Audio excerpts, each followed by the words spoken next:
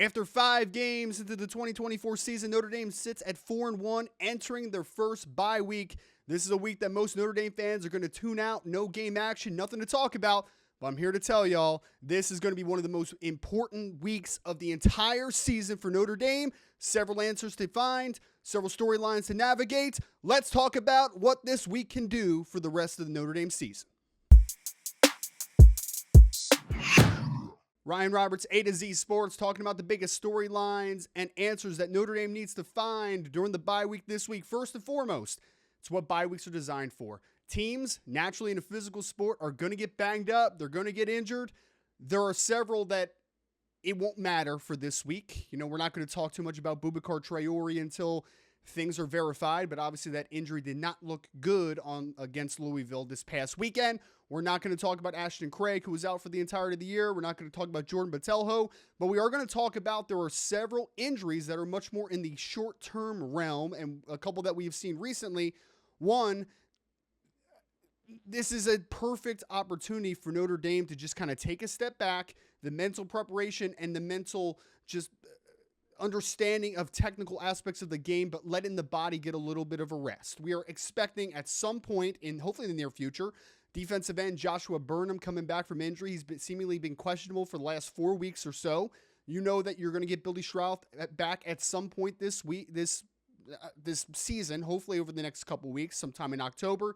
You know Gabriel Rubio is set to get back. You know Christian Gray should be a short-term injury. Benjamin Morrison's a little bit banged up. And then also your quarterback, Riley Leonard, who's been taking a bunch of hits over the last couple weeks. Giving him a week off of that physical demand, I think is going to be massive for this team.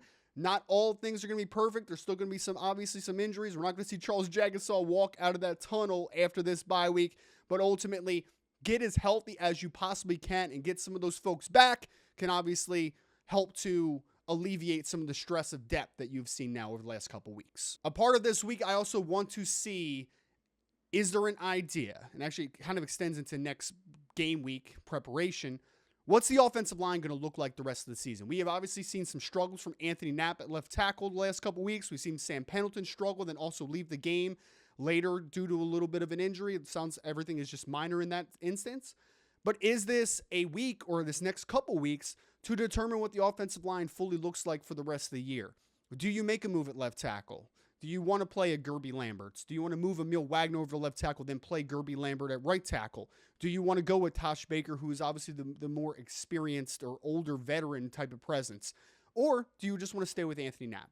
Personally, I would kind of just like them to stay or make the move to a Gerby in some type of capacity. I think that those are the two moves that make the most logical sense. But the most interesting one, in my opinion, is what do you do with Sam Pendleton? Because right now, Rocco Spindler's playing good football on the right side. He's playing just in a vacuum better than what Sam Pendleton has been doing. So when Billy Schrauth comes back, hopefully in a couple weeks here, who is the odd man out of the guard situation? Do you move Sam Pendleton to the bench? Do you move Rocco Spindler back to the bench? You need to make room for a Billy Schrauth. So ultimately, that decision, I think, is going to start to be made over the next week or two for when Billy Schrauth is ultimately back. On the defensive side of the football, I think the biggest thing that I want to see over the next couple weeks, outside of just getting healthy and specifically in this bye week, is I want to see what Notre Dame finds up from a pass rush plan perspective. Because obviously you are down now Jordan Botelho, you're down Boubacar Traore, your star sophomore pass rusher. You're also down, at least for the short term, Joshua Burnham. I don't know exactly when he will be back. It seems like he'll be back pretty soon. But regardless, you're down 3 talented pass rushers. We have seen Kingston Viliamoasa. We have seen Jalen Sneed both rush the passer in certain instances. But is this an opportunity now to get Logan Thomas more reps? Is this a cross-training opportunity of a Bryce Young? I don't know exactly what it's going to look like, but Notre Dame needs to find consistency on the edge because it's been a pretty strong suit so far this year, and being able to move past a Boubacar Traore getting hurt, that is going to be difficult, but I think Notre Dame has the talent to do it. I'm just interested to see what it ultimately looks like on Saturdays. Going to stop there. Last one, I'm just going to talk very briefly about offensive identity. All right, let's do it. We know this Notre Dame team is awesome running the football. We know that you have Jeremiah Love, you have Jadarian Price, Riley Leonard obviously is a big part of that rushing attack as well. But if Notre Dame is going to make a run here, hopefully to 11-1 and a playoff opportunity, I still think that this team needs to be a more balanced offensive attack. I don't need Riley Leonard to go out there and throw for 300 yards, but I think it needs to continue to build to a spot where you have to honor what they can do in the passing game, or at least keep it on the back of your mind if you're a defense. So I think finding that offensive identity, continue to fine-tune things. It doesn't have to be a pass-first offense. It can still be run-centric, but I need to find an identity from the passing game and start to mesh those two together. That's going to be the difference ultimately between this team making a late run or fading off into the sunset. All right, I'm going to stop us there. Actually, I'm going to do a quick outro real quick. I'm sorry, Jordan. I completely spaced on the end there, so I'm just going to do a quick outro.